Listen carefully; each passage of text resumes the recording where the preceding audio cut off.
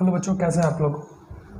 तो हम लोग पार्ट 2 तक टोटल ट्रिग्नोमेट्रिक रेशियो का थ्योरी ख़त्म कर चुके थे। अब हम लोग उसके बारे में कुछ क्वेश्चन देखेंगे कि हाँ उसका क्वेश्चन कैसे सॉल्व होता है, ठीक है ना। तो चलिए देखते हैं कुछ question.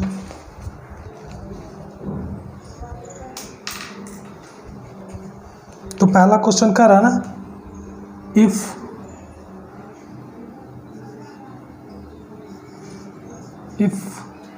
cos theta equal to 7/25, find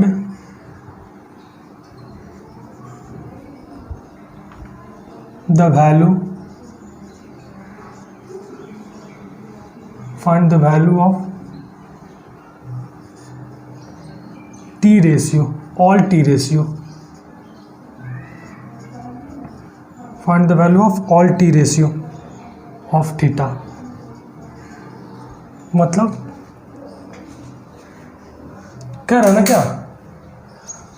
क्या, if cos theta equal to 7/25, find the value of all t ratio of theta.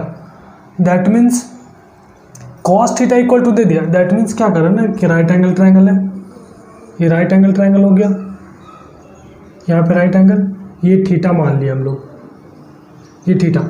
तो थीटा के कारण ये परपेंडिकुलर हो जाएगा और ये बेस हो जाएगा और ये हाइपोटेनस हो जाएगा।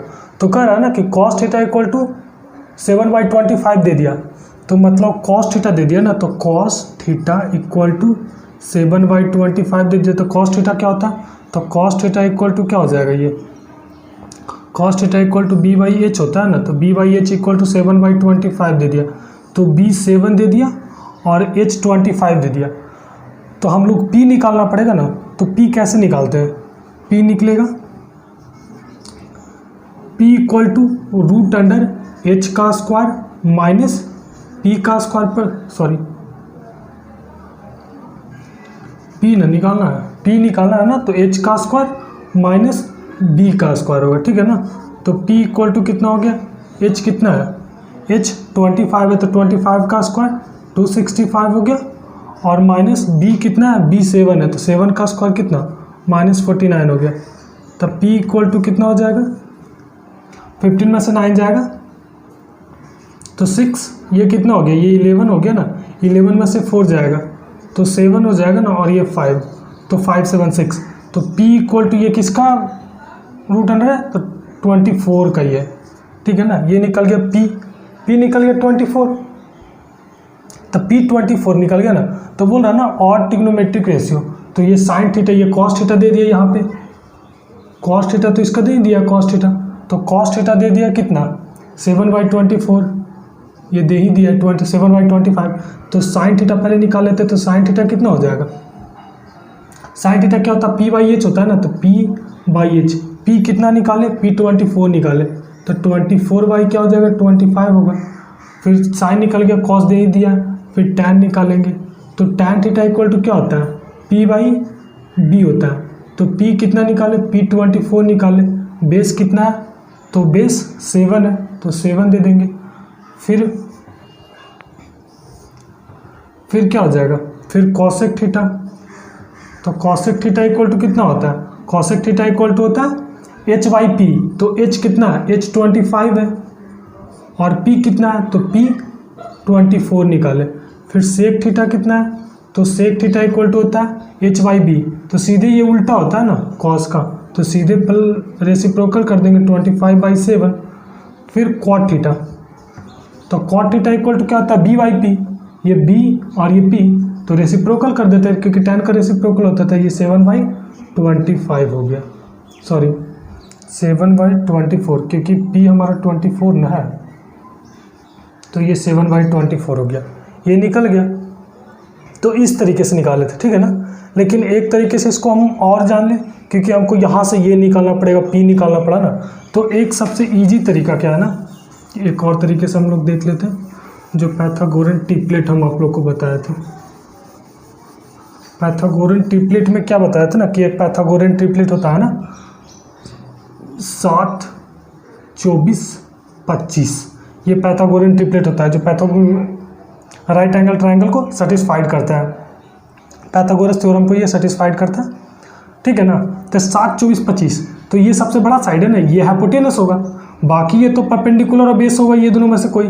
तो ये तो पता चल गया मेरा, ये 25 होगा, क्योंकि कॉस थीटा में क्या कर रहा है, कॉस थीटा इक्वल टू कर रहा है ना, कॉस थीटा इक्वल टू 7/25 कर रहा है। तो ये तो b हो गया, b/h। तो b जब 7 दे दिया और h के बारे में दे दिया, h कितना दे दिया ना,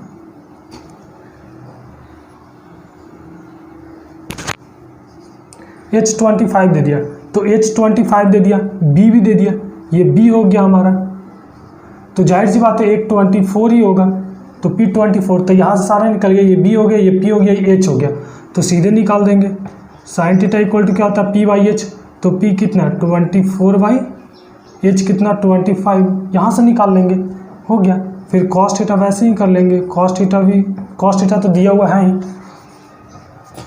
टैन थीटा, तो टैन थीटा इक्वल टू क्या हो जाएगा, p/b होता है, तो p 24 हो गया और b 7 हो गया।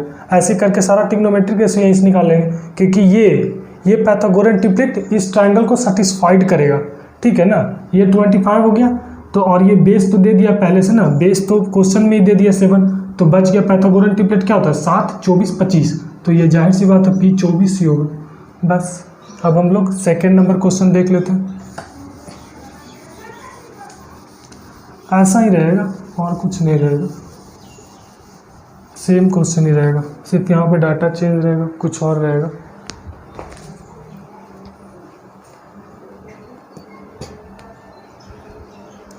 हम एक देख लेते हैं ना question, cosec theta equal to √10 कर रहा है।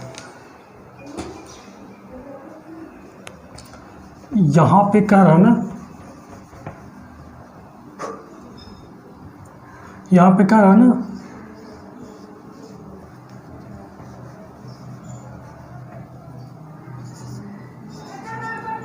If cosec theta equal to √10 कर रहा है, तो find all t ratio of theta. तो एक हम राइट एंगल ट्रायंगल बना लिए, ये थीटा मान लिए, तो यहाँ पे क्या दे दिया ना, यहाँ पे कॉसेक थीटा दे दिया हमारा, कॉसेक थीटा इक्वल टू दे दिया ना √10। तो √10 तो कोई भी अपने आप में अकेला नहीं होता, नीचे में 1 होता है, तो कॉसेक थीटा इक्वल टू क्या होता है h/p होता है। तो h का वैल्यू कितना हो गया √10 और p का वैल्यू 1। तो यहाँ पे पाइथागोरन ट्रिपलेट सेटिस्फाइड नहीं कर रहा है, तो यहाँ से h हमको निकालना है, b निकालना पड़ेगा। तो बेस निकालने के लिए क्या आते हैं, b इक्वल टू √h का स्क्वायर माइनस p का स्क्वायर। तो h का स्क्वायर कितना हो जाएगा, √10 का स्क्वायर करेंगे, √10 का स्क्वायर करेंगे तो 10 हो जाएगा, और p 1 है ना, तो p का स्क्वायर करेंगे तो बनी, मतलब 1 का स्क्वायर करेंगे तो बनी रह जाएगा। तो ये कितना हो जाएगा, वो √9, और √9 कितना होता है 3, तो दैट मीन्स यहाँ पे कर लेते हैं, तो b का वैल्यू कितना हो गया, बेस का वैल्यू 3 आ गया, तो बेस 3 आ गया ना, तो यहाँ से सारा निकाल लेंगे। तो साइन थीटा क्या हो जाएगा, साइन थीटा होता है p/h। तो परपेंडिकुलर कितना है, परपेंडिकुलर 1 है, यहाँ पे परपेंडिकुलर 1 है, हाइपोटेनस कितना है, तो हाइपोटेनस 10 है, तो 1√10 हो गया। फिर कॉस थीटा क्या होता है, कॉस थीटा इक्वल टू होता है b/h, b/h, तो b कितना निकाले 3 निकाले, h में √10 है तो √10 हो गया। फिर tan थीटा इक्वल टू क्या होता है, tan थीटा इक्वल टू होता है p/b। तो परपेंडिकुलर कितना, परपेंडिकुलर 1 है, बेस कितना है 3 है, 1/3 हो गया। तो फिर यहाँ से कॉसेक थीटा दिया हुआ है, सेक थीटा कितना हो जाएगा, रेसिप्रोकल कर देंगे, या फिर h/b होता है तो 10/√3 हो जाएगा। कॉट थीटा क्या होता है b/p, तो b कितना है 3 है ना, और p कितना है 1 है, तो 3/1 हो जाएगा। चलिए हो गया। अब नेक्स्ट क्वेश्चन देखते हैं। तो तीसरा क्वेश्चन का रहना क्या, थ्री क्वेश्चन का रहना, if cot theta equal to 15/8 then evaluate 2 + 2 sine theta 1 × 1 minus sine theta by 1 + cos theta into 2 - 2 cos theta. तो कैसे करेंगे, तो कॉट थीटा इक्वल टू दे दिया ना 15/8, तो ये कॉट थीटा इक्वल टू क्या होता है ना, कॉट थीटा इक्वल टू होता है b/p, दैट मीन्स बेस हमारा दे दिया, परपेंडिकुलर दे दिया, तो हाइपोटेनस मेरे को निकालना पड़ेगा। तो एच क्या होता है, hypotenuse equal to root under P का स्क्वायर प्लस बेस का स्क्वायर। तो डायरेक्ट हम लिखते हैं पी का स्क्वायर कितना, परपेंडिकुलर का स्क्वायर 15 का स्क्वायर प्लस 8 का स्क्वायर। तो एच इक्वल टू कितना हो जाएगा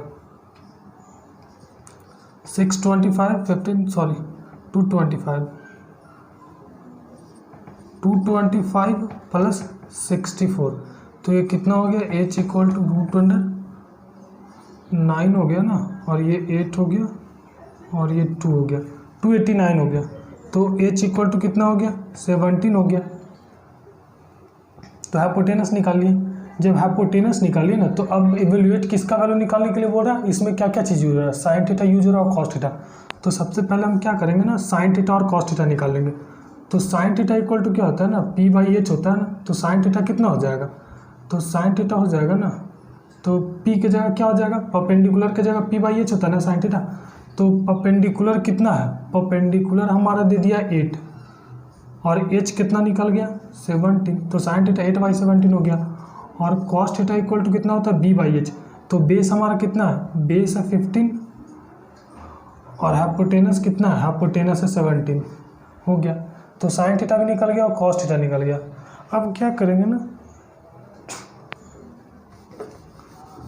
अब क्या करेंगे,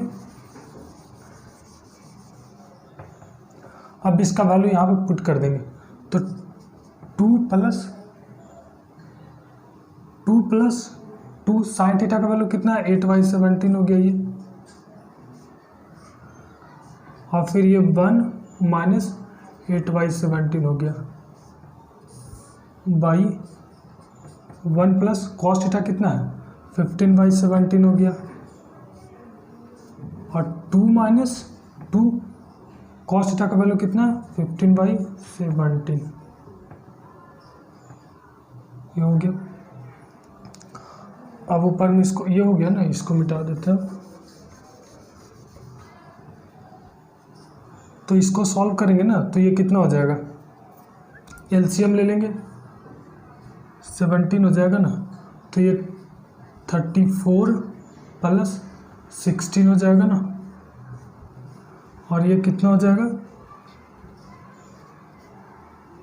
एलसीएम ले लेंगे 17। तो ये कितना हो जाएगा 17 माइनस 9 8 कर देंगे, 17 माइनस 8 हो गया ना ये बाई नीचे में कितना हो जाएगा ना 17 प्लस 15/17 हो गया, और ये कितना हो जाएगा 34 इंटू माइनस 30/17 ये हो गया। तो ये क्या होगा ना कि 17 से 17 कट जाएगा और इधर ये भी कट जाएगा। तो ऊपर कितना हो गया, ऊपर हो गया 50 इंटू 9 बाई नीचे में क्या हो गया ना, नीचे में हो गया 32 इंटू 4। ठीक है, अब ये कटेगा तो काट लो ना, तुम यहाँ से काट लो, इसको 2 और इसको 25 बार में कट जाएगा और कटेगा। अब शायद ये नहीं कटेगा क्योंकि 3 से तो ये कटेगा नहीं, 2 से अब ये नहीं कटेगा। तो आंसर कितना आ जाएगा 45 हो गया ना, 4 हो गया, तो ये 22 हो गया, और ये कितना हो गया 46 225/64 हो गया, ये हो गया, आ जाएगा। इस क्वेश्चन को एक तरीके से और कर सकते हैं, ठीक है ना। तो क्या करा था ना, हम ना करा था cot थीटा इक्वल टू 15/8 करा था, और कुछ पूछ रहा था, एवेल्यूएट करने के लिए बोल रहा था ना। तो यहाँ से h का वैल्यू हम लोग डायरेक्ट निकाल सकते हैं। एक जो होता है ना पाइथागोरन ट्रिपलेट, एक 18, 15 और 17 होता है, ठीक है ना।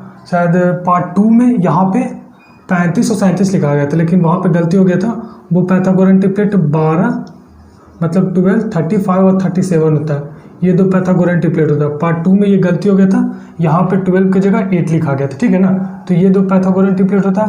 तो क्या है ना 8 दे दिया ना और 15 दे दिया ना, 8 15 तो दे दिया ना। यहाँ पे ये क्या हो गया, ये परपेंडिकुलर हो गया, सॉरी ये बेस हो गया, क्योंकि cot theta equal to base by perpendicular ना होता, तो बेस कितना हो गया 15 हो गया परपेंडिकुलर। तो इस पैथागोरस ट्रिपलेट एक सर्टिफाइड कर रहा 8, 8, 15 और 17। तो h इक्वल टू कितना हो जाएगा, खुद पे खुद 17 होगा। वैसे भी ये सबसे बड़ा साइड ना है, तो ये हाइपोटेनस होगा और इसमें ये हाइपोटेनस हो जाएगा, ठीक है ना। जैसे कि ये राइट एंगल ट्रायंगल है ना,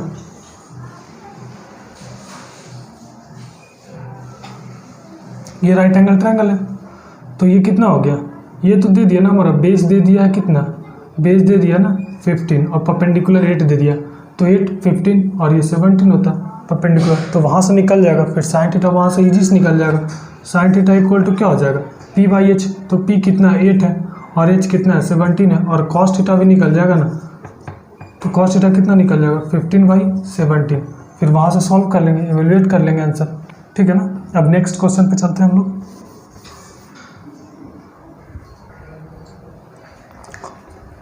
4 नंबर क्वेश्चन क्या कर रहा है, tan theta equal to a by B, so that a sine theta minus b cos theta by a sine theta plus b cos theta equal to a square minus b square by a square plus b square कर रहा। तो हम लोग क्या दे दिया, question में दे दिया ना tan theta equal to a by B दे दिया, ठीक है ना। तो tan थीटा इक्वल टू क्या होता है, p बाई बी न होता, मतलब परपेंडिकुलर ये दे दिया, बेस b दे दिया, ठीक।